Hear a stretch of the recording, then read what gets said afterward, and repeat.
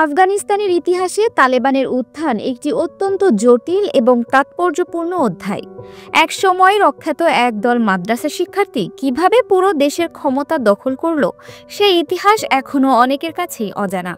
একটি ভিডিও প্রতিবেদন অনুযায়ী তালেবানের এই উত্থান হঠাৎ করে ঘটেনি, বরং এর পেছনে ছিল দীর্ঘদিনের গৃহযুদ্ধ, বিদেশি শক্তির পৃষ্ঠপোষকতা এবং আফগানিস্তানের অভ্যন্তরীণ নৈরাজ্যকর পরিস্থিতি।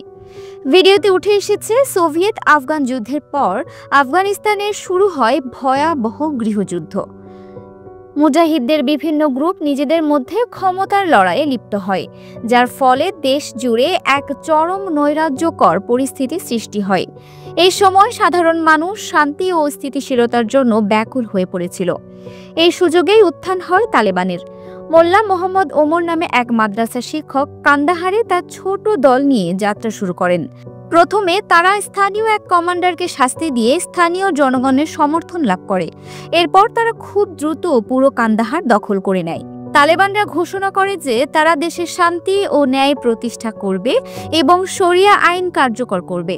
তাদের এই প্রতিশ্রুতির কারণে হতাশাগ্রস্ত জনগণ তাদের সমর্থন দিতে শুরু করে। তালেবানের উত্থানের পেছনে শুধুমাত্র আফগানিস্তানের অভ্যন্তরীণ বাস্তবতা ছিল না, বরং বিদেশি শক্তির পৃষ্ঠপোষকতাও ছিল। ভিডিওতে বলা হয়েছে, পাকিস্তান, যুক্তরাষ্ট্র এবং সৌদি আরবের মতো দেশগুলো এক সময় মুজাহিদদের সমর্থন দিয়েছিল।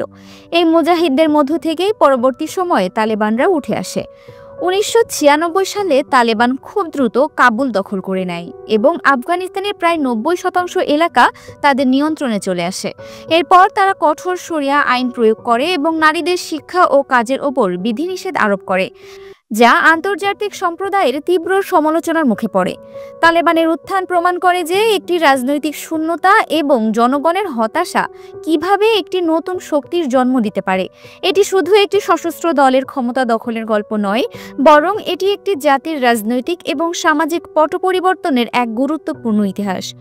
তালেবানের এই যাত্রা আজও বিশ্বজুড়ে আলোচনার বিষয় এবং এর প্রভাব এখনও আফগানিস্তানে দৃশ্যমান। Multimedia desk, dinajpurtv.com। Dinajpur TV, মানুষের জীবনের কথা বলে।